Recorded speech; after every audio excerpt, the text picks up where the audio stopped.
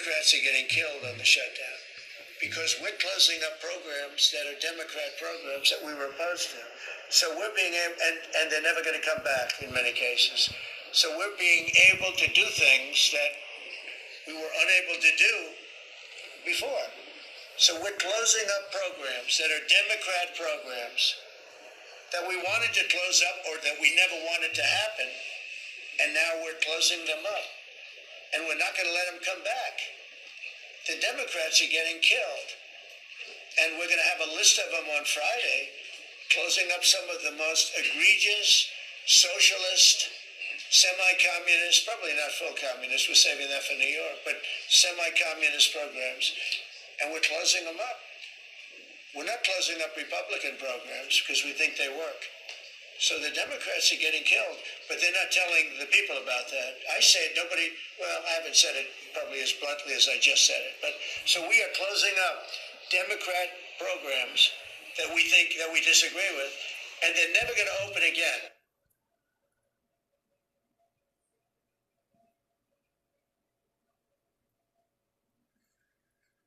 So how's this going to happen? What's the cost of this? That sounds like an awful lot of job cuts to me. Like, I know this is an enormous company, but nevertheless, 16,000 job cuts, that's like a big number. Yeah, you're absolutely right. That's the talk of the town, right? Besides, like, the already strong... Certainly the talk of Bernie, I would imagine, this morning. Oh, yeah, definitely. That's for sure. I mean, they are just, like, they announced these 16,000 job cuts. They didn't announce, like, where exactly it will be. They didn't say which geography region, like, which field. What they said is, like, 12,000 of them will be white-collar jobs. Okay. Is that an AI story? I don't know. Like, but is that where... How easy are they to get rid of? Is this something that is going to cost the company a lot of money in the near term? That sounds like a fairly big transition. It definitely is. It will come over the next 2 years, and they are actually expecting, like, cost savings. I think it was around 3 billion Swiss francs, which they announced to save till the end of 2027. And so we've got this new CEO. You know, they're just a couple of weeks into the job. We had the alleged undisclosed romantic relationship with a subordinate going on with the past CEO. But with the new one, what's his vision? What is it that he wants to do to step up investments? Yeah. He came in bold, right? He announced the job cuts. He announced a strong third quarter. And the investments, I think they really, like, what was important to him was to lay out they will be in growth areas. He specifically mentioned platforms, like they are hopping on the air fryer trend, for example, but also on the cold coffee trend, which is big with the Gen Z. Cold coffee trend. The cold coffee trend, like drinking cold coffee. I'm not Gen Z, but thanks for the This. Joining us now, CNBC Global supply chain reporter Lorianne LaRocco and Bloomberg News anchor and correspondent David Gura. Lorianne, what's it like at the ports right now with these tariffs? It is ugly, Katie. We actually have a quintuple tariff hit today. The first is the 10% tariff on timber and the 25% tariff on kitchen cabinets and furniture. This is going to be inflationary, Katie, for the consumer as well as the home builders. And just if you think those tariffs aren't high enough, they're going to increase in the new year. Furniture is going to go up 30%, and the kitchen cabinets are going to double to 50%. Now, eventually, those costs will be passed over to the consumer. Now, consumers need to be aware that a lot of this product was front-loaded before these tariffs, so technically the prices should not go up immediately. Now, the other set of tariffs that is hitting the pockets of the businesses is the fees on port entry fees for Chinese-made vessels and Chinese-built cranes at the U.S. ports. Now, China is the leader in both shipbuilding and crane manufacturing. And the tariffs are really, really steep. You're looking at a 270% tariff, Katie, on cranes. That's the fee. And then when it comes to the port, the port fees for the ocean carriers that are Chinese entities as well as Chinese made, they are going to be paying in upwards of over $16 million a year in fees. And for the other ocean carriers that may have vessels that are made in China, they're going to be paying a $10 million fee. Now, there have been some instances where the vessels have been swapped out for the non-Chinese owned carriers. But in the end, they're not passing it on now, but who knows in the future if that's going to be the case. So the justification for this was and continues to be, at least one of the justifications, is to bring manufacturing home to America. Have we seen evidence that it is spurring a rise in manufacturing? Are new factories being built, new jobs being filled? We have seen some instances, but not across the board. In fact, I was on a call with DHL about 2 hours ago, and they said that they have not seen a significant increase in products coming back to America. In fact, you're just seeing with the flow of trade that it's just being shifted around everywhere else except America. So, David, that doesn't sound great.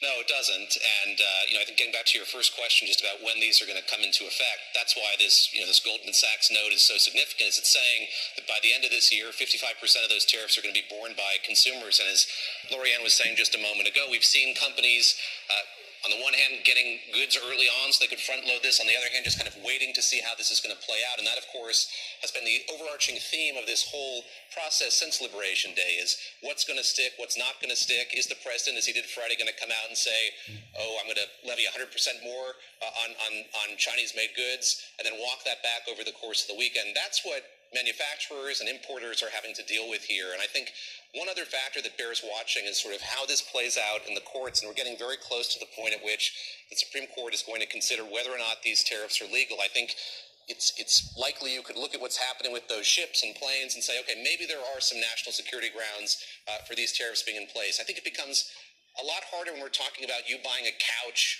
or putting a Lazy Susan in your kitchen to make the argument that there's a national security ground for placing those tariffs on hardwoods and softwoods and furniture becomes much more difficult. And I think you have a lot of companies just sort of waiting to see, can they get something more unequivocal from the courts here on whether or not these tariffs are going to stay in place, Katie? So we have the courts that we're waiting for, but we're also coming up on holiday season.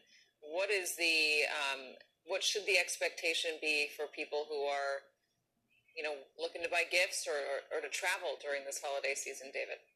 I go back to April when these were first announced, and you heard from some big retailers. Then you heard from the likes of Walmart and Target that this was bound to be inflationary. These tariffs were going to lead to higher prices, and those big retailers in particular indicated that they were going to do what they could to keep that from happening. But the longer that we move ourselves from April and those tariffs go into effect, the harder that's going to be. So I think that consumers are likely to face rising prices. We've seen them, as you pointed out. That Harvard survey indicates that we're seeing prices going up. I suspect we're going to see retailers doing what they can to keep those prices lower, but there's kind of a push and pull here, and there's only so much they can do, Katie. So during Donald Trump's first term, he kept touting that he was the best president for black employment, for African-American employment. This term, not so much. The New York Times is reporting that the joblessness for black workers is rising again 2 years after reaching a record low. And they argue it's a troubling indicator. Joblessness often spikes higher for historically marginalized groups during economic downturns and takes longer to fall. David? That history is important. The lesson that we can learn from that is so important here. And you can go back to 2023, kind of before the pandemic, when the unemployment rate for black Americans was, I think, 4.8%, so significantly lower. This is a sizable gain and one that's very worrisome. And I guess we have to put it in this broader context, which is this is a moment when we want to know as much as we can about the health and state of the labor market in this country. And the government shutdown that we're in 2 weeks into is doing us no favors in terms of knowing who's being affected, what issues are at play. That's certainly an issue for the Federal Reserve as it tries to chart policy going forward here. But for all kinds of economists and businesses, both small and big, as they sort of weigh what they're going to do here in the future. So it is worrisome what we're seeing in terms of black unemployment among women as well. And I think what's really important to underscore, what you just said a moment ago, is once you see those kinds of gains among minority populations, history tells us that it takes a lot longer to reverse them than it would for the broader population. All right, David Gura, Lorianne LaRocco, thank you. And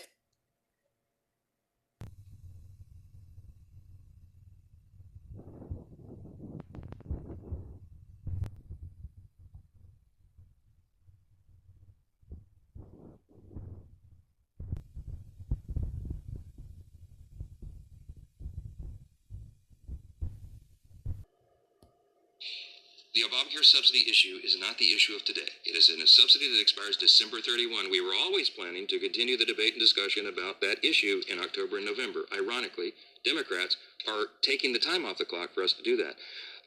It's a very complicated, complex matter. There are no income caps on that. By the way, did you know if you're a hardworking taxpayer, middle-class earner, and your family struggling to put food on the table, did you know that you are subsidizing wealthy people's health care with that subsidy? You probably didn't. Premiums have risen by some estimates 60% since Obamacare was enacted into law in 2010.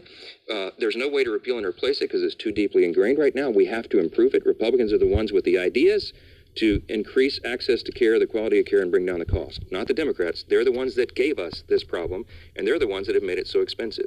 Now, we have 535 members between the House and Senate. There's a lot of people in this deliberative body here. That's a very complicated issue. It's not something that 4 people can go into a back room and guarantee an outcome on. It can't be done. It was not possible to be part of the CR, and it is not feasible. It's not appropriate to be on the CR. We require the member-driven consensus process here, and that's what's necessary. So it's not possible for Leader Thune to guarantee to Chuck Schumer some outcome on that because we haven't finished those deliberations. I mean, that's just as simple as it is, and all of you report on the Hill all the time. You know how the process works.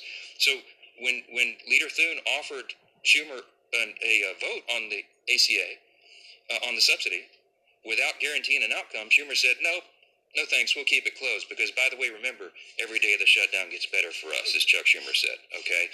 It's not getting better for the American people. No, I didn't say that. I did not say that, Reed. I said none of us can guarantee an outcome on that. I have said consistently all along, this is part of the deliberative process. We're going to debate and discuss that. And there are debates and discussions going on our side of the aisle and on theirs. But to get everybody together and build that consensus is not possible until we get the government operating again and we stop holding... I get very upset about that. We stop holding the American people hostage for these ridiculous political games. People see what's going on here. We should not have Border Patrol agents not paid right now because Chuck Schumer wants to play political games to cover his tail. I don't know how much more simply to say that, and every single one of you know that's exactly what's going on. I don't like being mad, Mike. I want to be happy, Mike. I want to be the happy warrior, but I am so upset about this. God bless America. We're done. Thanks.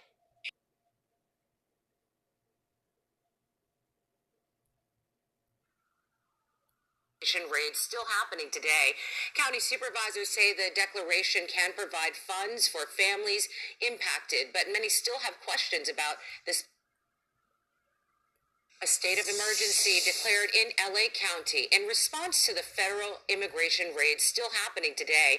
County supervisors say the declaration can provide funds for families impacted, but many still have questions about the specifics. KTLA's Annie Rose Ramos joins us live from downtown LA with details. Annie Rose.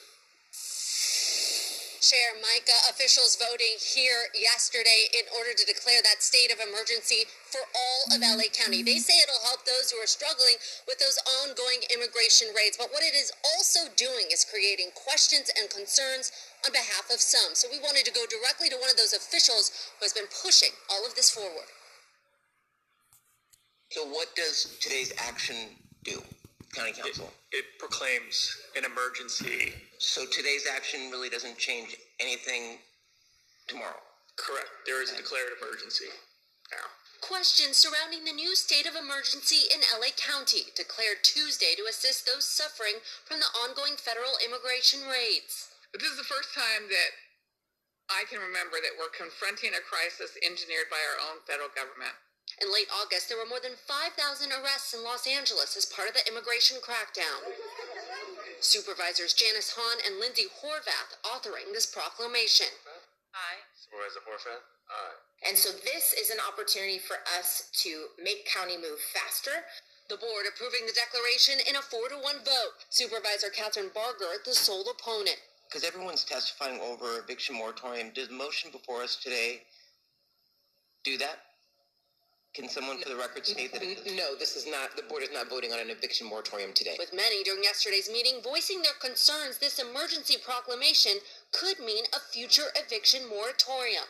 I rely on my ownership at a small apartment building in Long Beach to pay my bills. Your previous COVID eviction moratorium went on for many years. I had to stop renting. I couldn't afford the court battles. Una moratoria de renta. And so it's important that there is an eviction moratorium. Porque esto es a favor de los dueños. Because this is all in favor of the landlords. We are listening to everyone's concerns. We hear the concerns that have been expressed by landlords. We have heard the concerns expressed by tenants. Any sort of next step is would require further board action, including an eviction moratorium. This local state of emergency can also funnel state money for legal aid and other services. The raids have affected us financially. Many of us have lost our job. In the new emergency proclamation, a survey is cited claiming a 62% drop in average weekly earnings for immigrants. We have entire families who are destitute because their fathers or mothers were taken from their workplaces and they have no way to pay their rent or put food on the table. Now we are hearing reports that ICE, or Immigration and Customs Enforcement, is reacting to this new state of emergency, saying that the Board of Supervisors should instead be praising the work that they do in our area.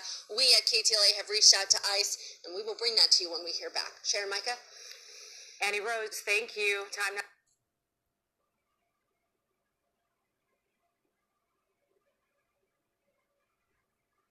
Violence is on the rise in North Carolina, and state leaders say it is time to do something different. A new task force launched today with one goal: finding real solutions. CBS 17's Shabnam Dinesh attended the first meeting of the governor's Gang Prevention and Intervention Task Force and joins us live now. Shab. Yeah, the task force's co-chairs say they're determined to turn talk into action, and they're vowing not to become just another one of those groups that has endless meetings about meetings. We all know that what we want is safer communities, and gang violence is growing, and we cannot do that if we don't take a collaborative approach. The governor's Gang Prevention and Intervention Task Force is working to create a statewide strategy to address gang activity. Governor Josh Stein says juvenile gang activity has jumped nearly 50% in the last 5 years. Understanding who is more likely to get engaged in gang activity will enable us to reduce the likelihood that they do and other people like them do. We have to recognize that many acts of violence can be prevented if we address the root causes and offer people better options in their daily lives. Experts say there are gangs in all 100 counties in North Carolina, including here in Wake County. The task force co-chair says tackling gang violence is going to take a whole-of-government approach. If we don't account for every piece of the puzzle, we're not going to be able to have a comprehensive solution. More than 20 stakeholders from across the spectrum, including law enforcement, education, and public health, are bringing their expertise to the task force. Even those with lived experience with gangs have a seat at the table. They've intersected with it, and it's left a mark on them. And so it's important to have all these different perspectives because that gives us fresh ideas. The group plans to focus on 3 areas and subcommittees: prevention, intervention, and intelligence sharing. People really care about making this a safer place for us all to live and to work and to raise our families. And so with this many dedicated people, I feel like we cannot fail. Now, the entire task force will meet every other month, with those subcommittees meeting in between. They're set to deliver their first set of recommendations in 6 months. Reporting live in Raleigh, Shabnam Dinesh, CBS 17 News. All right, Shab, thank you.